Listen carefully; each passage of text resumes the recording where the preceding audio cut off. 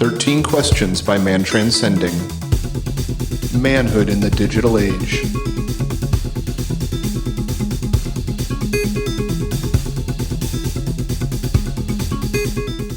Welcome back to 13 Questions. This episode, we're going to be chatting with the magical Joe Rupe, a friend of ours, runs radio station, an online radio station. Lighting the Void. Yeah, host of a couple shows, Spaced Out Radio. Does he still do Spaced Out? Fringe FM. Yeah, Fringe FM. Sister station to Grimerica FM, a thing we do with our other podcast, the Grimerica Show, if anyone wants to go check that out. Great guy, great answers, practice magic, great radio voice, amazing voice. Can't get a better voice than this guy. I think you'll find Joe's answers great, and Joe's bonus answers are even better. Good episode. If you haven't yet, I would say Joe's a good episode to maybe head over to 13questionspodcast.com. Today, head over to the sign-up page. Consider signing up for $7 a month or $70 a year, 77, I think it is exactly.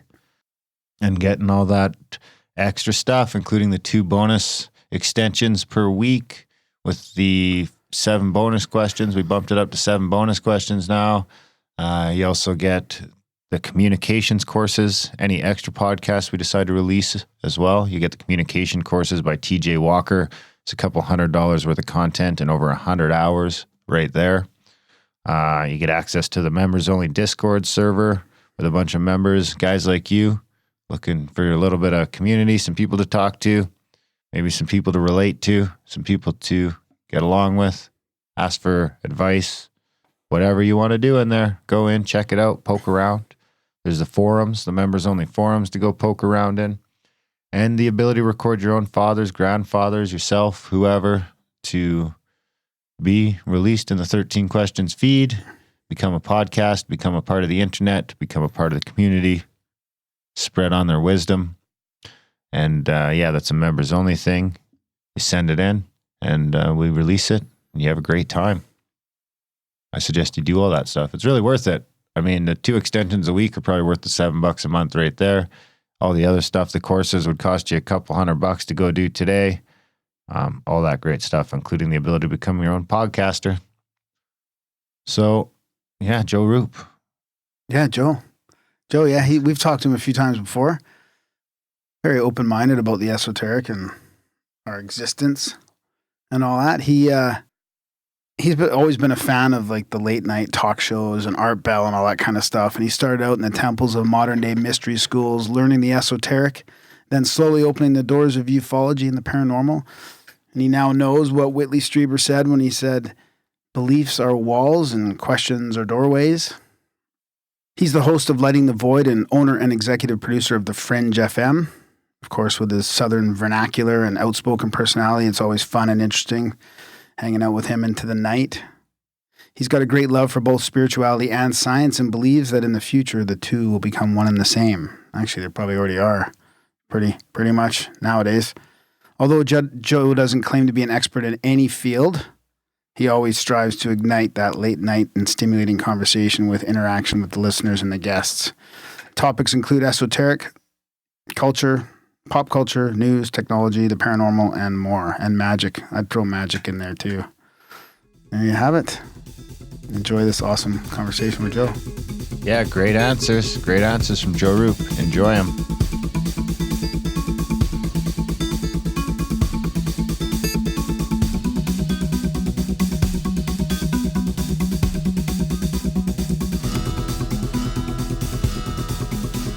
Welcome back to 13 Questions. My name is Adam. We are going to be speaking with Joe Rupe, host of the Lighting the Void podcast and audio producer.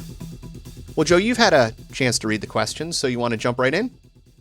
Yeah, absolutely. Let's go for it. Awesome. What was the best advice ever given to you? Well, I've been given a lot of good advice, talking to a lot of different guests. I would love to say it was from my father, but it was actually, for me personally, it was from John Anthony West. And it's kind of simple advice, but it helped him out a lot. And his advice was to make sure that I don't allow myself to react to things, to people or anything without personally knowing my own authority or why I'm reacting to it. It's kind of like, really simple way of putting it is, if somebody pushes your buttons and you react, that person becomes your master, you know? And I didn't really think about it much till later, but I started thinking about a lot of things in my life and all the dumb things I said and all the dumb situations I put myself in. And most of it was from knee-jerk reactions. So yeah, that was probably the best advice from my life that I've ever gotten was from him. Would you modify that in any way today? No, I would still say, that would still be my best advice because it's something I still work on. Because there's a lot of, when you become a podcast host at first, no one really bothers you or talks to you about anything. And then when you talk about controversial subjects, it's one thing to get in these pitter-patter fights with your family and friends. And then it's a whole nother thing when other people on the internet, and it starts to get like multiple people say things to try to get you to react. And if you're sensitive, because I'm actually a sensitive type guy, it can really run your life, so you need to learn, and I'm still working on it, how to just not react to things and people and be your own master and stop letting these things become your master, Yeah, letting somebody else's emotions take you over. Mm-hmm. Yeah, absolutely. What was the most important lesson you learned from your parents? From my mother passed away when I was young, so pretty much everything I learned was from my grandparents and from my father.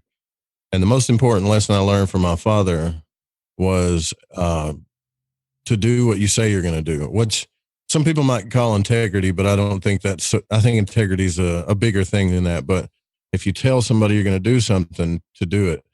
And I always thought that he was just saying that to make me feel bad, or it was just a cliche type thing. But the thing is all of the small successes I've had in my life is from actually being there when I say I'm going to be there, telling somebody I'm going to do something, then I do it, and just trying to keep to my word. It sounds so simple, but it's actually not. But it's a very cool, and I would say limited, especially in this society, to have somebody that you can depend on. And when you become dependable to people, a lot of great things can happen for you. Yeah, dependable has more weight than skill if you're reliable. Because if you're not there, Yeah, I mean, right. I mean, I could be the best audio producer in the world or whatever, and I don't consider that I am. But if I miss meetings, or if I don't show up when I'm supposed to show up, or if I don't say, hey, I'll make sure that I fix this, and I don't do it, or if I'm always just giving excuses why I'm not getting something done, then it's then I really have nothing to offer except just a lot of noise, What book has been most influential on your life and why? Wow, there's a lot of books. I would say The Hobbit, right? I would say The Hobbit was the most influential book on my life because it got me into fantasy and the art, I guess, of using my mind and imagination for the first time in my life when I was 12.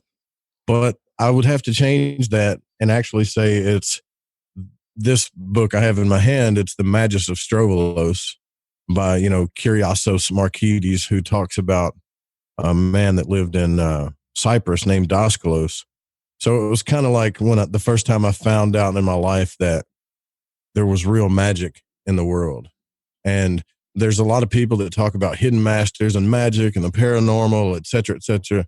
But the real experiences with that stuff are very rare in your life. And this guy was everything. And when it came to mysticism and healing and astral travel and a true hidden master. I mean, even people in the Theosophical Society and other secret societies, they talked about hidden masters that they would talk to, but they never revealed any names. Well, this guy was actually one of them. He passed away, but this guy went and visited Daskalos and wrote all about the accounts and all about the witnesses and all about the things he saw that he could do. And so it's been the most influential to me because it was the first time in my life that I realized, hey, The Hobbit was fantasy, but this is real life, There's real wizards out there, man. And then I've been triggered ever since I found that out. What daily habits or rituals do you have? Meditation. Mm. Meditation is the one thing that I try to do every day. Some days I can't. I've been doing this for a while. Some days I can't do it very long, and some days I can do it forever. But meditation is the one thing that helps me every day. If I don't do it, then like I said earlier, I'll do knee-jerk reaction stuff all the time. But if I wait, as soon as I wake up, if I take a little time to try to get still and quiet and ground and center my mind, my day is so much better. And I made it a ritual. I've done it long enough to where if I don't do it now, I feel bad that I didn't do it. And it's really the only thing that I know for a fact that I do every day. I mean, I wish I could do all these long meditative things and super magic battery rituals every single day like some of these guys do. But really, even taking the app Headspace, if I can't do it quietly, if I'll even use that app and meditate every day a little bit. So I assume you recommend this to other people. Oh, absolutely. Yeah. I mean, it sounds boring and it's not easy because there's nothing fun about it really, but it's just the effects that happen when you meditate, because when you can actually still your mind, especially the first time you do it, the first time you still your mind and you realize, what these people are talking about now, and you're not the effect of anything. In fact, you kind of go into this nothingness where you don't want to leave. It's very calming. It's very, I guess you could say, warm in a way, metaphorically. If I were to ask your best friend, what is the one thing they would say you need to work on the most and why? Oh, man. Let's see. Best friends. How many best friends do I have? Or a metaphorical best friend. Yeah. Let's see. I would say it would be to be aware of how I'm coming across to people, because a lot of times I come off as like I don't know if you can curse on this show or not, but like an asshole or a jerk to people. And I don't mean to. And it doesn't even sound like that to me in my mind. It sounds like just normal conversation. But sometimes I'll say the most insensitive things and I don't realize I said it at all. And I'm like, oh, and I literally have to think about it for minutes or even hours sometimes about what I just said and how that affected somebody. And it's something that I've really been trying to work on, because a lot of people I can't relate to personally, I think, because I'm not afraid of confrontation. I'm kind of one of those guys that, like, if there's a problem between you and I want to get it out and get it over with, and let's talk about it so we can move on. Or a lot of people I meet, they tend to want to avoid the confrontation a lot. And most of the people I meet are like that. And I'm just completely the opposite. That's just natural to me to want to talk about it. And so I do that even when I'm talking, even when I'm making a declarative statement. I'll say something insensitive and not know it. And I won't know about it till later, like days later. Somebody say, hey, man, that thing you said was really offensive. And I find out about it way, way later. And so I'm trying to learn how to watch what I say, how I come across when I say certain things. Well, at least the intent, intent isn't there. Right. Yeah. But a lot of times the intent don't matter to some people. It's how you said it or how you came across. And, I've lost friends because of this. People that were like either looked up to me or respected me or my best friends, and just got in a little confrontation that I felt was normal, like we were working something out, but totally offended them to the point where they didn't want to talk to me anymore. And I'm thinking, wow, what did I say? And I don't like that. I don't want to come across wrong. And I do. And sometimes, and the best friends I've ever had are the only ones that have told me that. Everybody else, they've, they just walk away. Confrontation. They don't tell me about it, What are you most curious about? Man, that's a tough one, because I would say the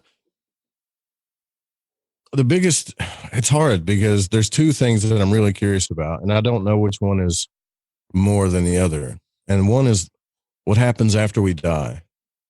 And the other one is the nature of the universe. What's really going on there? And I thought about this question too for a while because I've been asked it before. And I cannot single that down because both of those really, really bother me, and not bother me in a bad way, but I think about them all the time. And life after death is obvious why people think about it because we're all going to die. But the nature of the universe, there's so many theories behind it and so much different proofs of things that could be true that it's kind of like a plague because I know I'll never know the answer.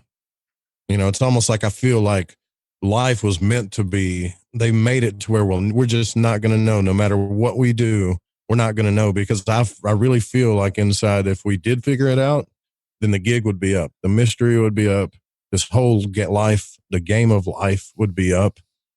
And it'd be kind of like, oh, that's what it was. But no, think about your previously mentioned masters. If you truly figure it out, maybe it really does change the game.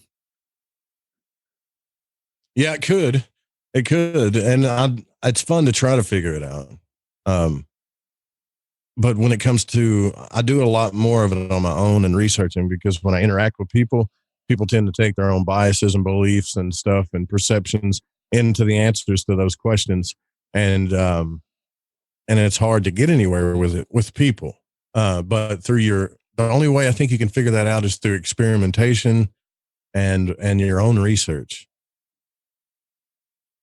But I can't narrow it down to one. I wish I could, but those are the two things that, they're just dead even for me. What was the most embarrassing experience of your life? Wow. I know it sounds pretty petty. It sounds pretty shallow because I've never been caught naked or anything like that. I've never,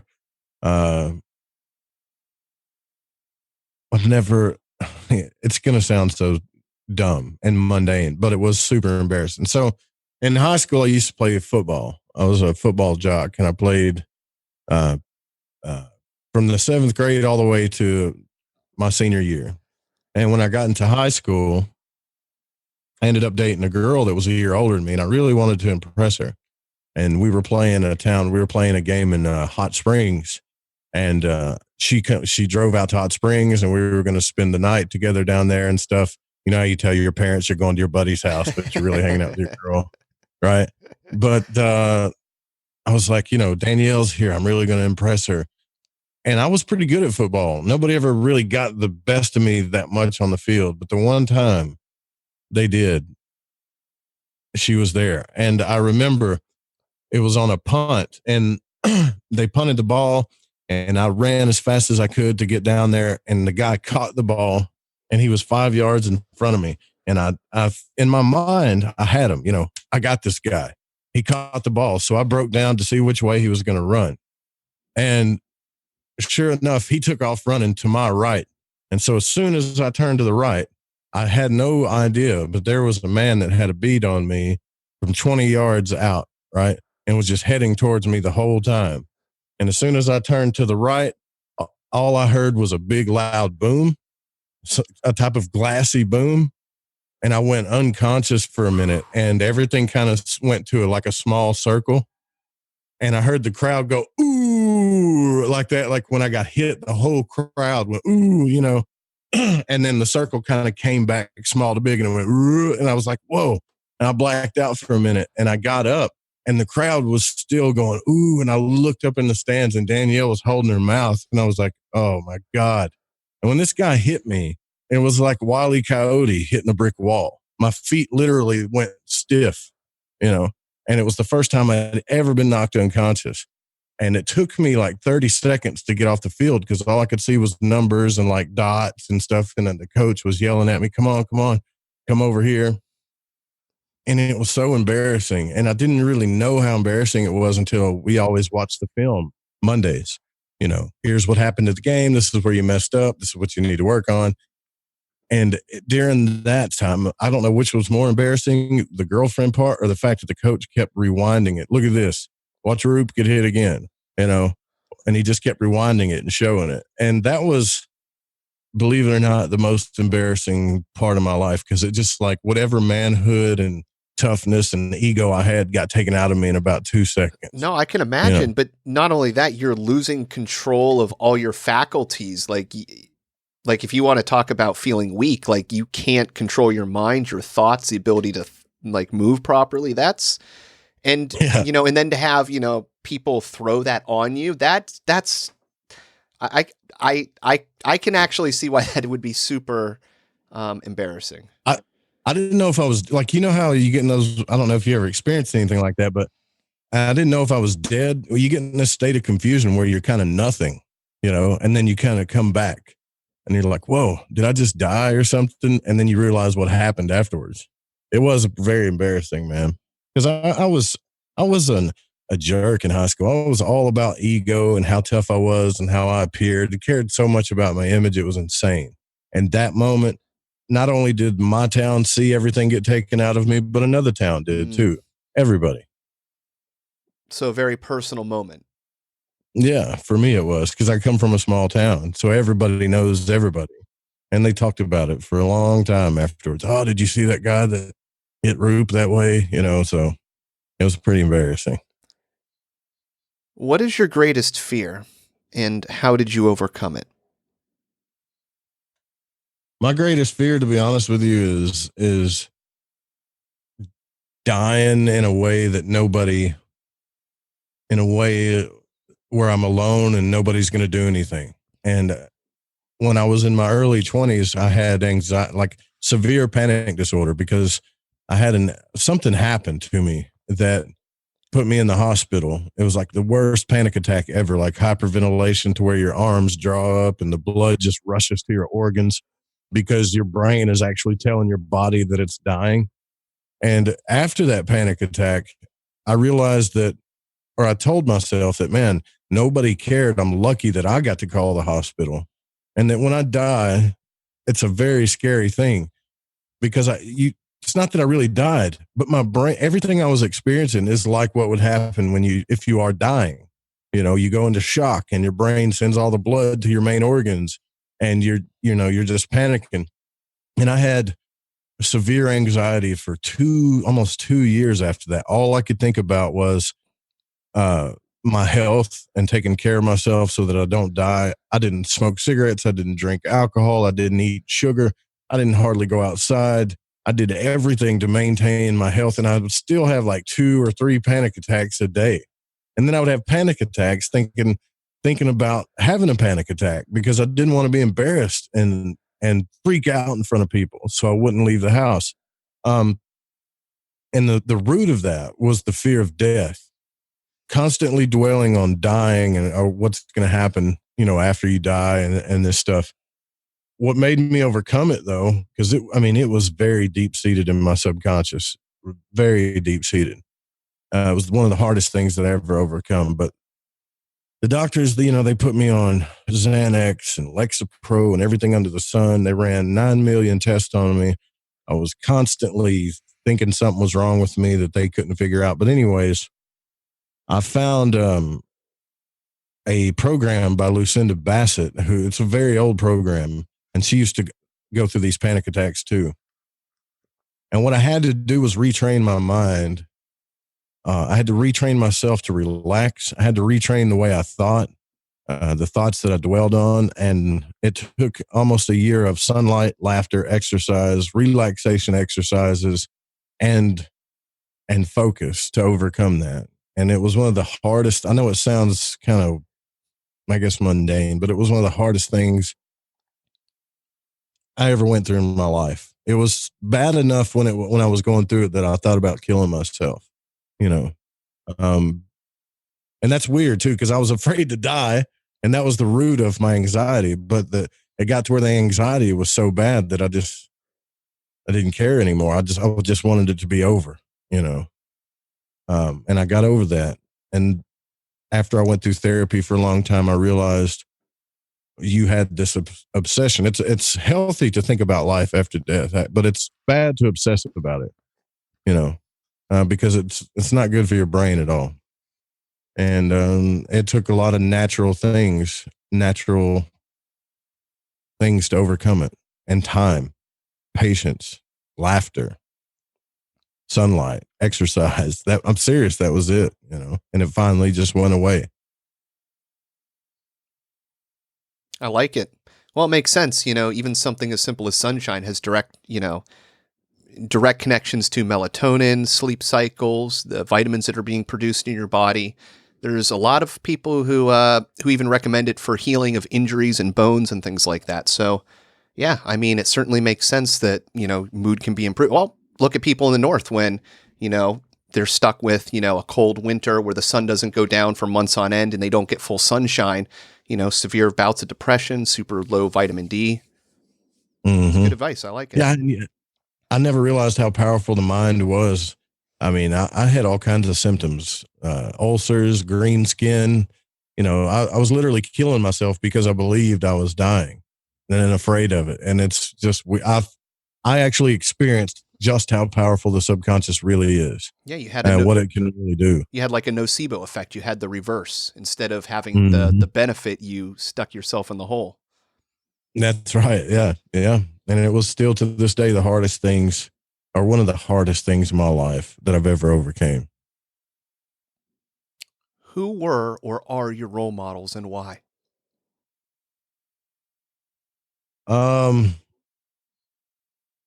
My biggest role model, I would have to say, is my grandmother, who kind of took the place of my mother. And when, my dad kind of kidnapped me from my mom because it was a really bad situation. She was a severe alcoholic, and there was a lot of abuse and violence and really unstable stuff going on there. And my dad pretty much took me from her. And I'm glad he did. But when he did that, he still had to go to work and do all the stuff he had to do. So my grandmother took care of me every single day. And she was kind of one of those people that held the family together. And even to this day, she's gone now.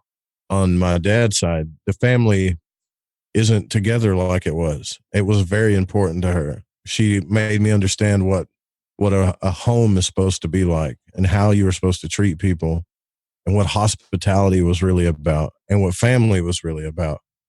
So the most important things are the small things, and I'll never forget that. And, I'd like to say it was my dad or Will Smith, which I really like Will Smith, actually. But in all, I've got one really big role model, and it was her. Yeah. What institution of society or structural aspect of modern life would you change given the chance? Politics, the political system. I mean, it's one that it's out of control. It tears people apart. It ruins friendships and relationships. It's totally fake. It's kind of like watching WWE, but these people really believe in it. Our political system has become the WWF, and what we see is happening and what the media reports to us is just 1/10 of the story. And so many people tear each other's lungs out for this stuff, and it's crazy. And these politicians, they're totally, I don't care what you say, Trump, all of them, they're totally backed by lobbyists and people that have other agendas. It's just like, there's certain things that we need. Obviously, we need to move into free energy and stuff like that, but that we can't change our attitudes about it, because we look at these people as our leaders, and then we give them guaranteed time in office. And that, I think I would change that. If I go to my job and I totally screw up or do something insanely stupid, I could get fired that day. Not impeached, not a process of impeachment or whatever, but just fired. You're done. And guaranteeing these people terms, to me, needs to change. The whole system needs to change. It's a good one. I like it. That's it for me. It frustrates the hell out of me, actually. Well, yeah, it gets frustrating when you see the left and the right being played against each other when really they're shaking hands behind closed doors. Absolutely. Yeah. There's a lot of things in life, man, that I can just say, you know what, these people aren't going to learn this, or this is never going to change, or whatever, and move on. But this is one of those things where you can't really move on from or ignore, because it's embedded in everything we do and everywhere we go.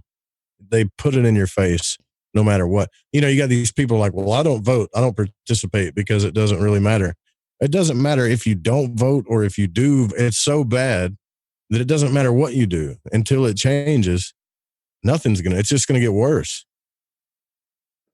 Yeah, it's a system that's manipulated from the outside in, through social, through, just, an uninformed public with using their voice. So even if the system does work, if you're basing it on, information that's, populated out there, then yeah, I can see. Yeah, I can see that's a big thing to change. Yeah, I could live without it for sure. I could do without it the way it is now for sure. What is the most courageous thing you have ever done or seen in your life? The most courageous thing I ever seen in my life personally was it was actually from my ex-wife's boyfriend, who I didn't like the guy. But he was going cliff jumping, and these cliffs were pretty damn high, enough to kill somebody. And he had I think it was a golden retriever dog that jumped off the cliff. And I believe the dog ended up dying, but he was so attached to the dog. And this guy's got kids too. He loved the dog so much that he dove off that cliff and broke his leg to save the thing, I've seen a lot of courageous stuff on YouTube. I mean, there's stuff out there way more courageous than that. But personally, that was something to witness, what people would do for love, and not love of a person, but love of an animal. It was pretty touching, actually. What rule do you have for yourself that you never break, and why do you think that is? Well, the number one rule I have that I never break is I never allow myself to become anybody's slave, mentally or physically. And a lot of people break that on a daily basis, but I'm willing to sacrifice comfort, all kinds of things so that I don't do that anymore. And it's not because I feel like I'm better than people, or people shouldn't do a 9-to-5 job or doing it. It's not that at all. It's just personally, we all have different natures and we all have different things that make us happy. And I like to be involved with what I want to do for a living. And I also want to be the one that's kind of either running it or helping run the thing. And in my experience, whether it was managing a bar or running a construction company or what I'm doing now is running a radio network, those times in my life, it took a lot of sacrifice and uncomfort, but eventually things kind of panned out and I got back to creature comforts. The other times in my life when I've worked for corporations, like 9-to-5 jobs, and I was miserable, man. Like, I'm not talking about miserable, like, oh, I hate my job, it really sucks, Al Bundy type miserable. I'm talking about on a soul level, where I couldn't stand it. And that's a lot of things people really don't understand about me, is they think that I do these things because I know some secret, or that I may think I'm better than somebody. It's just, I don't want to be miserable. And what makes me miserable is authority that doesn't make sense. And that is, to me, we're doing things that you think are guaranteed, like marriage, not guaranteed. Your 9-to-5 job is not guaranteed. Some guy can point with a stick on a chart in a CEO building and say, we're down 5%, lay you off, your pension, everything's gone. So we do all these, I even did it too. We do all these things because we believe it's security, and we put ourselves into modern slavery in the mind and our bodies because we want security. And that's just not there. And I'll never do it again. I'll never do that again. I'm not saying I won't work a side job for extra cash, but I will walk the hell out of there as soon as somebody starts treating me like a slave. I will not put myself in those shoes ever again. What does it mean to be a man in today's world? Oh God, that used to be an easy question, right? But now being a man in today's world, especially right now, you have to be ultra aware. Well, you can either be one or two things. There's this Joe Rogan type of alpha male that doesn't really care about what he says, and he'll back up everything that he knows and feels what's right, like this alpha male thing. But the thing about it is nowadays is an alpha male offends all kinds of different people for so many different reasons.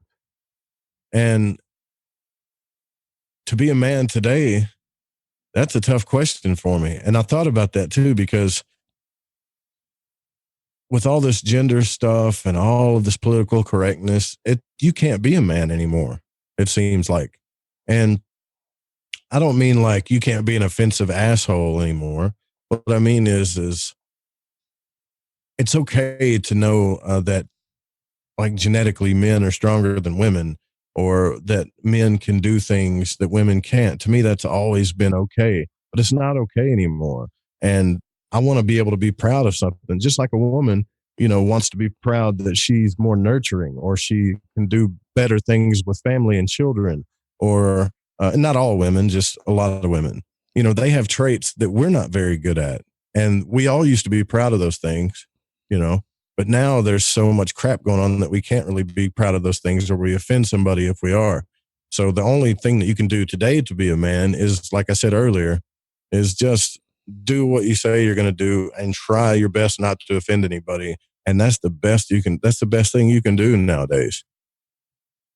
Yeah, it used to be there was a focus on people being different, but using it to find a balance and a strength in a middle, because you can always use that other perspective.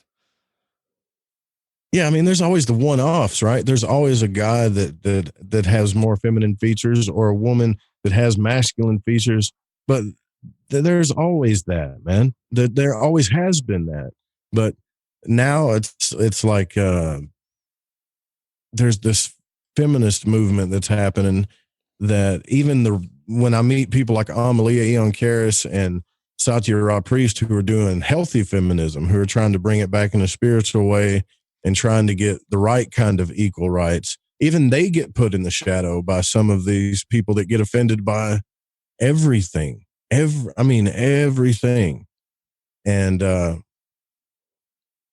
don't know, man. I love I don't know if you ever watched Married with Children, but Al Bundy was my hero, and he could say something, know he offended somebody, know that he was going to get the repercussions for offending somebody, like punched or hit. He deserved it, but at least he got it off his chest. He was a man. He could say it, and even if it hurt him in the long run, he lived through it. Nowadays, you'll get buried if you say something like, Al Bundy was the ultimate fat shamer, right? I was going to say, could you imagine that show being on the air today? I've recently started watching it, and every episode I'm like, I do not think that in this society that you could produce such content. No way. They wouldn't allow it. Al Bundy would not be able to be on network television. And I think the only place that you can watch him now is Hulu, I believe. Mm-hmm. But nowadays, you just got to just do what you say you're going to do, and then pick your battles about what you're going to offend people with. And even then you lose. So I say, stick with the integrity part. Stick with just doing what you say you're going to do and be nice to people. And let's hope that all this stuff blows over. Well, Joe, that's 13 questions, which means you and I are done for the main part of the show until we hit the bonus round here coming up. So yeah, I'd like to thank you, Joe, for joining us on this episode. We will continue here in a moment. So stick around, or go to 13questionspodcast.com, become a member, get access to the premium podcast, course writing exercises, the forum expanding, always offering new things. So go and check that out. All right, Joe, welcome back to the bonus round. Thanks, brother. I appreciate you having me on. Dude, it's been awesome. Right on. All right, Joe, question number 1 of the bonus round. What quality do you most admire in a man? I like and when it comes to, I like a man that and this kind of sounds, it sounds kind of gay to me. I'm not gay, but I like this in a man. But no, I really do like it when a man gets things done, because that's the one thing. Like I can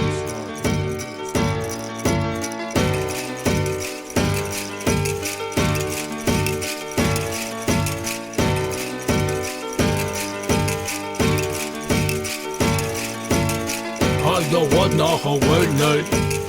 I don't wanna hold night. No what? I don't wanna hold night. I don't wanna hold night. No what? I don't wanna hold night. I don't wanna hold night. No what? I don't wanna hold night. I don't wanna hold night. No what? I don't wanna hold night. I don't wanna hold night. No what? I don't wanna hold night. I don't wanna hold night. No what? Why is one man rich and another man poor? Why we ain't satisfied? Why we gotta have more? Why your suicide rates on the rest so high? Why I tell you the truth but you say don't lie? Why is being a good father at an all-time low?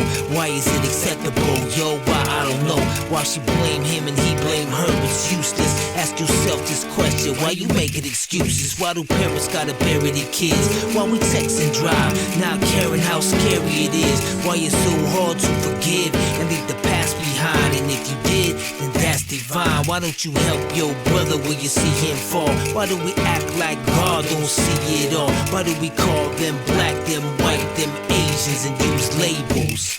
Now that's racism. I don't wanna hold night. Why? I don't wanna hold night. No why? I don't wanna hold night. Why? I don't wanna hold night. No why? I don't wanna hold night. Why? I don't wanna hold night. No why? I don't wanna hold night. Why?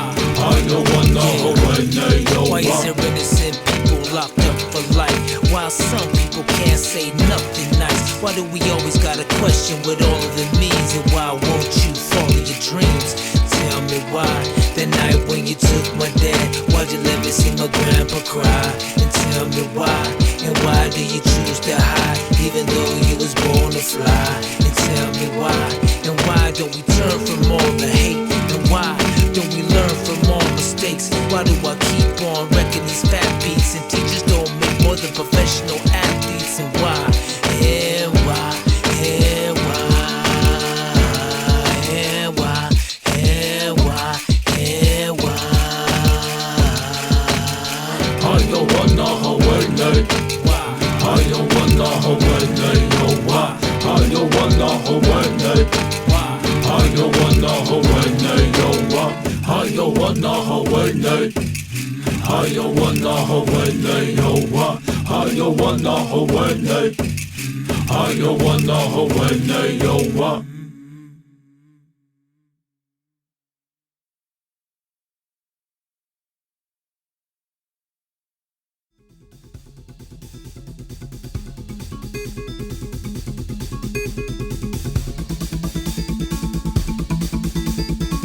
This should be considered entertainment and not therapy. We hope you benefit from our resources available at 13questionspodcast.com. Thank you for listening.